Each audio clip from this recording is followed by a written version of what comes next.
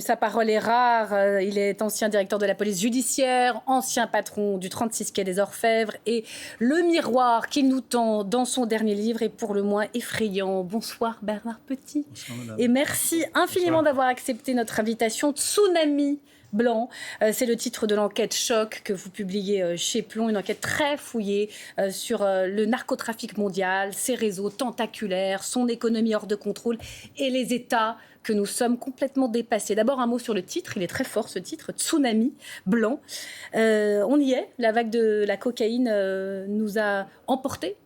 Alors, elle ne nous a pas emportés encore, mais elle est face à nous et elle se développe. La vague grossit de plus en plus et risque d'emporter un certain nombre d'édifices de protection si on ne réagit pas assez vite. Oui. Alors, on va essayer de comprendre à quoi on fait face précisément. On va partir des chiffres.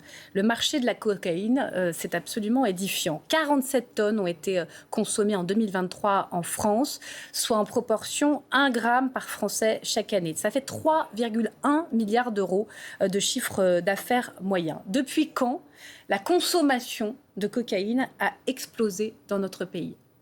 Depuis déjà un certain nombre d'années, d'année en année, la progression est flagrante. Elle est flagrante. Vous regardez juste les saisies, qui ne sont quand même qu'un indicateur volumétrique des produits en circulation et de l'activité des services répressifs. Mais si vous regardez ces chiffres, dans les années 2021, on saisissait à peu près 24-25 tonnes. 84,3, on a le chiffre à l'antenne. Voilà, j'allais vous dire, en 2025. Le chiffre que vous avez cité, c'est 2023, je pense. 2024, on était à 50 et des poussières, 55, 57 tonnes. Et là, maintenant, on est à 84 tonnes. Donc, si les trafiquants vont plus vite que la police et que les autorités ? Alors, les trafiquants... En termes de moyens, parce que tout ça génère des profits absolument considérables. Oui, mais je dirais que votre remarque est juste. C'est une question qu'on peut se poser. Non, les services réagissent, mais si vous voulez, le problème, c'est la manne financière qui revient aux trafiquants. Et cette manne financière leur permet de disposer de moyens pour introduire, exporter la cocaïne qui sont considérables. Quel est le taux entre le prix d'achat avant que le produit arrive en Europe et le prix de vente ? Profit, c'est combien ? Pour prendre du jargon... anglais, américain, profitable, c'est 1200 fois. 1200 fois le prix initial. C'est-à-dire que vous avez... Mais 1 euro, on en gagne 1200. Ah oui, on gagne... 1 euro pour organiser le trafic, au-delà de 1000 euros. Ouais, vous gagnez au-delà de 1000 euros. Donc c'est énorme. Au départ, la cocaïne, c'était le marché plutôt américain. À quel moment ça bascule vers l'Europe ? Dans les années 2000, il s'est passé quelque chose d'assez net. Le marché américain a été saturé par l'arrivée de cocaïne. En gros, les importations qui réussissaient, parce qu'il y avait des interpellations, des interceptions au départ des pays producteurs et trafiquants, et à l'arrivée dans le pays consommateur, les États-Unis. Mais grosso modo, la consommation était satisfaite. Et c'est à partir de cet instant où il a fallu pour les trafiquants soit gagner difficilement des petites parts supplémentaires sur le marché américain, qui est déjà gavé avec d'autres produits, qui est gavé avec les opioïdes, qui est gavé avec le cannabis, les méthamphétamines, etc. Il fallait trouver d'autres marchés. Et ils ont trouvé un autre marché. L'Europe. Aussi, mais alors vous décrivez il y a une marine marchande clandestine qui fonctionne. C'est-à-dire que les moyens qui sont employés pour acheminer la cocaïne en Europe sont énormes. Ils ont des bateaux, des cargos... Ils achètent. Il y a un aspect très très angoissant, c'est la corruption. Ils achètent les autorités portuaires de manière à pouvoir passer par les containers. Justement, c'est ça qui est très intéressant dans le livre. Justement, l'arrivée de la drogue, elle est essentiellement maritime. Oui, ça, principalement les aéroports, les mules, tout ça, c'est marginal par rapport. C'est un peu moins. Moins que ça ne l'a été dans les années 2000. Oui. On va essayer de retracer les voies maritimes de la drogue. Tout part de 3 pays, parce que les producteurs, en fait, c'est Bolivie, Colombie, Pérou. Oui. Ces 3 pays, aujourd'hui, font des choses pour lutter. Ces 3 pays andins qui adhèrent à une politique de répression du trafic, mais dont les résultats ne sont, pardonnez-moi, mais pas satisfaisants. Je prends cet exemple. Là, en Colombie, la culture, la production, la détention, tout est interdit. Et c'est le premier producteur mondial. Alors, en Colombie, des policiers, des militaires, des magistrats, des journalistes meurent. Parce qu'ils sont dans la lutte contre... Bien sûr. Il y a eu une guerre contre la drogue. Exactement. À laquelle ils ont participé. Non, mais ils se heurtent à des puissances trop élevées. C'est ça, à des blocs où l'État n'a plus d'action. Actuellement, dans le nord-est, vous avez toute une province qui est entre les mains des FARC qui n'ont pas déposé les armes, mais aussi en Colombie, oui, et qui gère à peu près 50 000 hectares de coca, et qui se battent à l'arme lourde. À l'arme lourde, c'est pas uniquement à l'arme d'épaule, au fusil d'assaut, etc. C'est des mortiers, c'est des lance-roquettes, etc. Et c'est pareil. Alors, au Pérou, en Bolivie, c'est un peu différent parce que on a... Et on peut le comprendre. Les feuilles de coca, dans ces pays, c'est quelque chose de traditionnel. Hein, la feuille de coca, c'est comme la feuille de cat dans la corne de l'Afrique. Donc les gens sont attachés culturellement, oui, mais aussi pour des raisons pratiques. Donc on a une tolérance pour les cultures. Sauf que cette tolérance, elle a explosé. Là où ils avaient autrefois 12 000 hectares, ils en ont 22 000, puis 30 000, puis 40 000. Et c'est parfaitement expliqué. Alors, ce que vous dites bien, et là je reviens sur les ports, parce qu'une fois qu'on a ces routes maritimes de la cocaïne, vous dites que la mère des batailles, elle se mène dans les ports. Rotterdam, Anvers, Le Havre. On a ces images des cargos, des containers. Vous décrivez vraiment des techniques mais redoutables, il y en a différentes, pour que la marchandise, si je puis dire, puisse transiter dans ces containers. Il y a plein de techniques possibles avec des containers qu'on échange, avec des numéros identiques. Racontez-nous. Eh bien, vous avez d'abord de nombreuses routes, puisque les pays producteurs, ça va dans des laboratoires, et dans les laboratoires, ça va dans des ports. Alors évidemment, les trafiquants ne sont pas idiots, ils choisissent des ports. Si vous voyez des bateaux qui arrivent de Colombie, évidemment, vous faites beaucoup plus attention que si le bateau il arrive d'Argentine, par exemple. Donc ils déportent, si j'ose dire, les envois dans des ports qui sont des faux-nez pour les trafiquants. Le port de Guayaquil, par exemple, en Équateur, qui est un port qui est vraiment où il y a beaucoup de cocaïne qui démarre. La route, après, elle est directe. Ils traversent l'Atlantique et ils arrivent dans les ports de la façade atlantique européenne. En particulier, évidemment, il y a encore 5-6 ans, l'Espagne, qui jouait un rôle fondamental. Et peu à peu, ce port a été supplanté dans les quantités par les ports du Nord, Anvers et Rotterdam. Et la Belgique, les Pays-Bas. Et par un effet ballon, quand vous pressez au niveau de la répression sur Anvers, ça descend au Havre, ça descend ailleurs. Il y a un effet ballon. Donc, ce qui fait aussi ils ont des complicités dans ces ports, c'est ça bien sûr. Qui est et si vous voulez, en principe, il y a des contrôles. Alors, il y a des contrôles, mais vous ne pouvez pas contrôler. C'est une masse incroyable, les bateaux, les containers. C'est des flux, mais une volumétrie qui est difficilement contrôlable de A à Z. On ne peut pas faire de contrôle à 100%. Donc, vous avez, je ne sais pas, le port de Rotterdam, comme ça, de tête, je crois que c'est quelque chose comme 13 millions de containers par an. Donc voilà. Avec évidemment toute une série de complices qui travaillent sur les ports, mais avec aussi une pression des menaces. Parce que c'est ça aussi. Les fameux dockers du Havre racontent qu'ils ne peuvent pas faire autrement. Sinon, c'est leur famille qui est directement en danger. C'est ça les méthodes des narcotrafiquants. Tu nous aides ou... tu pourrais perdre tes proches. C'est une application moderne de la formule de Pablo Escobar. Plomo et plateau. Oui, c'est l'argent ou le plomb. Escobar, c'est lui qui a fait cette fameuse phrase. Oui, c'est vrai, il y a des menaces. Il suffit qu'on sache que vous travaillez dans le port, que vous êtes à un poste clé, et on vient toquer à votre porte pour vous demander des services. Tout d'abord en vous rémunérant, puis après en menaçant les gens si vous ne voulez pas accepter.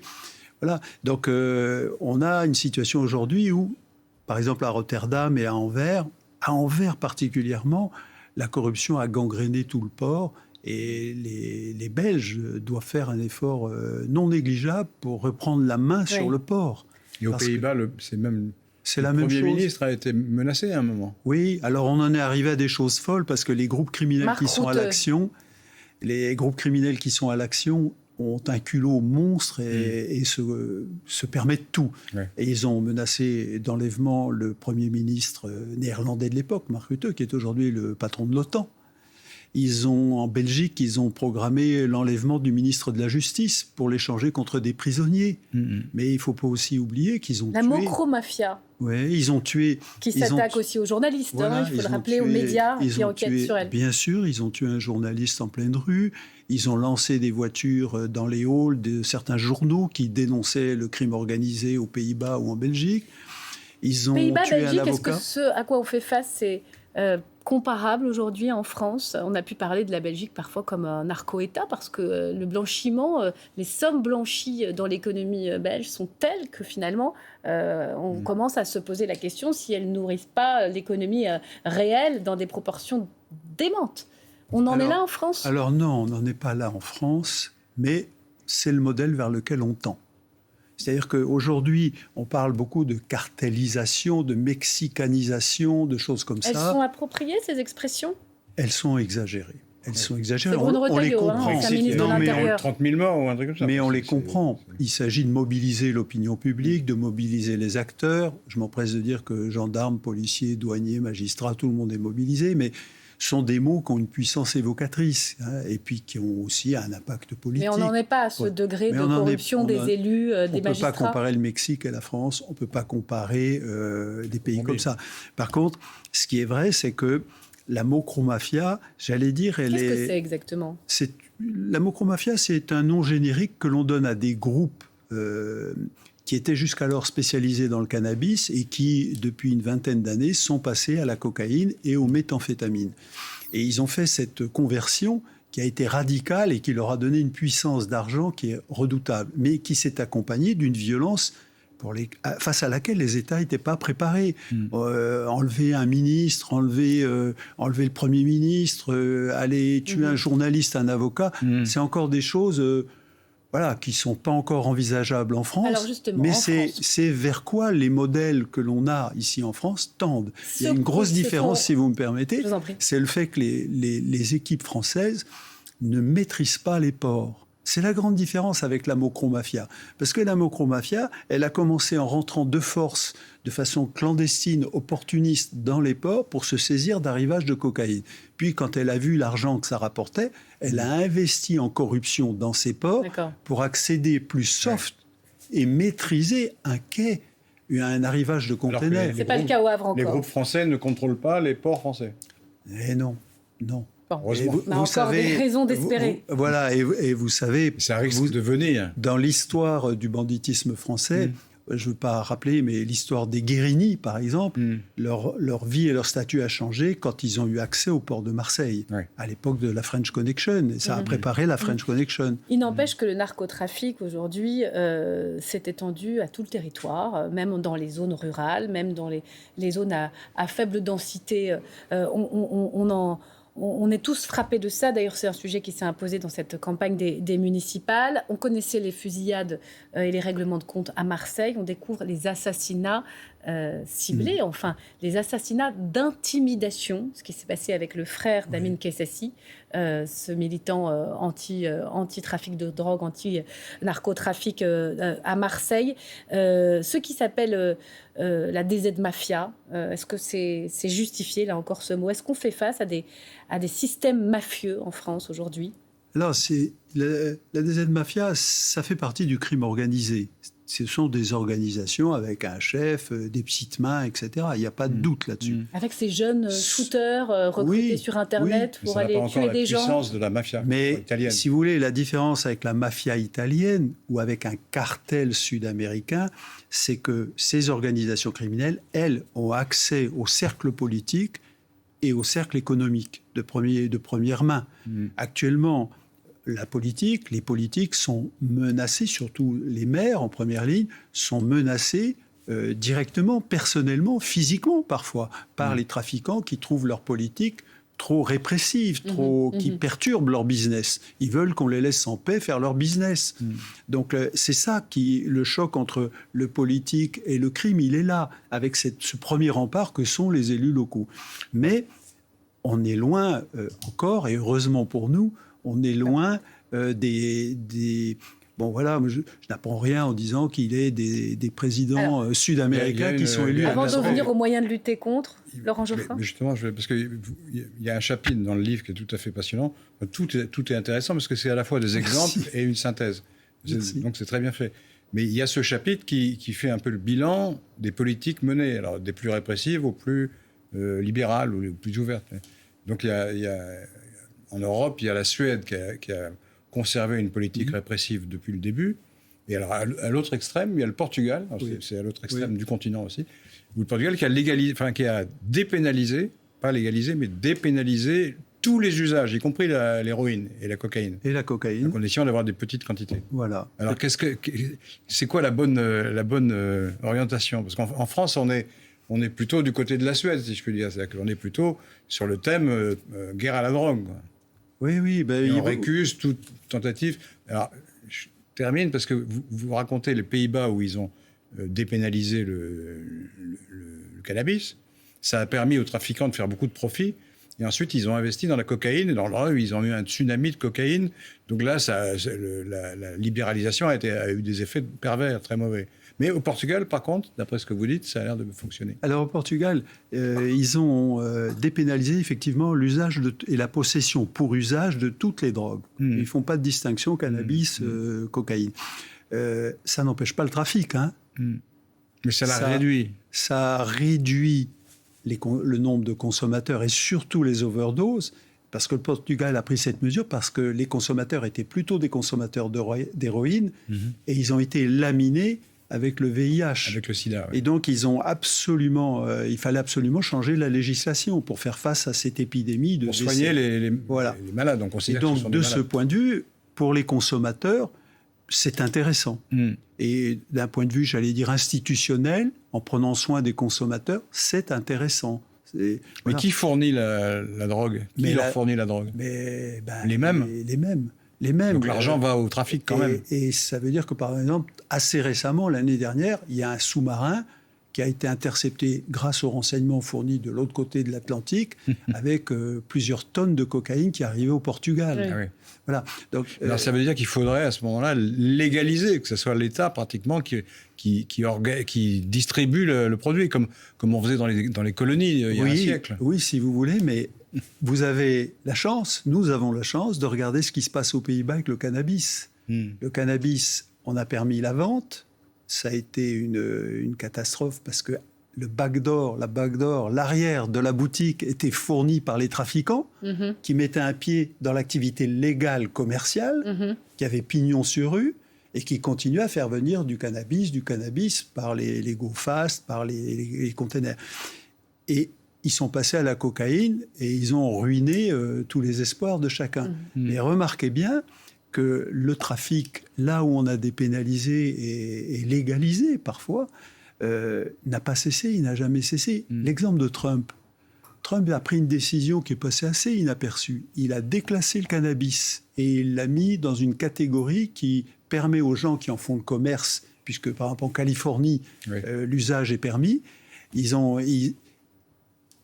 le trafic existe aussi, et du fait que vous êtes obligé d'imposer des normes sanitaires et fiscales, vous êtes en position défavorable par rapport aux trafiquants qui n'ont pas de normes. Si vous n'êtes pas favorable à la dépénalisation ni à la légalisation, qu'est-ce qu'on fait? Vous ne vous prononcez pas vraiment d'ailleurs. On a mis en place toute une série de coordination de services et surtout maintenant on a un parquet national anti-narcotrafic et qui commence à travailler. Vous avez vu ce coup de filet très, très récent contre la DZ Mafia. Il y a une opération Octopus aussi qui a permis de mettre en cause plusieurs dizaines de trafiquants de drogue. Est-ce que vous avez l'impression que ça va dans le bon sens? Est-ce que vous avez le sentiment qu'on a mis les moyens? On attaque au porte-monnaie aussi un certain nombre de narcotrafiquants avec des coopérations avec Dubaï. Est-ce que c'est la bonne voie? Ce sont des mesures très utiles. Avoir un parquet spécialisé avec des gens qui connaissent le crime organisé et qui fonctionnent, qui ont les schémas du crime organisé, c'est un plus. Voilà, bon. En ce qui concerne les efforts qu'on fait dans les ports, c'est un plus. Tout ça, ce sont des plus. Mais d'une manière générale, il faut aussi voir que la drogue aujourd'hui, c'est un phénomène global et ça ne peut pas être uniquement au répressif de régler le problème. Il faut quand même le dire. Il faut que la demande soit réduite. Et pour que la demande soit réduite... Il y a des politiques qui permettent de réduire la demande. Ça existe. Alors, il y a de la prévention. Il y a des actions de prévention, mais des vraies actions de prévention à faire. Il n'y a pas tellement de campagnes, je trouve. Il y en a pas beaucoup sur l'alcool ou sur le tabac. Il n'y en a pas beaucoup, pas assez. Sur la drogue, pas du tout. Il faut absolument expliquer aux gens tous les dangers et amener une réduction de la consommation. Il faut aussi offrir... une espèce de tolérance dans les milieux un peu dirigeants ou créatifs, Donc, là, où on prend ça un peu la à la légère. responsabilisation, se rendre compte vraiment des Oui, ravages. parce que vous avez nous, on a aussi une valeur d'exemple pour les consommateurs éventuels. Donc il faut faire de la prévention, il faut faire de la répression, bien sûr, c'est comme ça, c'est pas avec plaisir, mais il faut aussi faire des soins.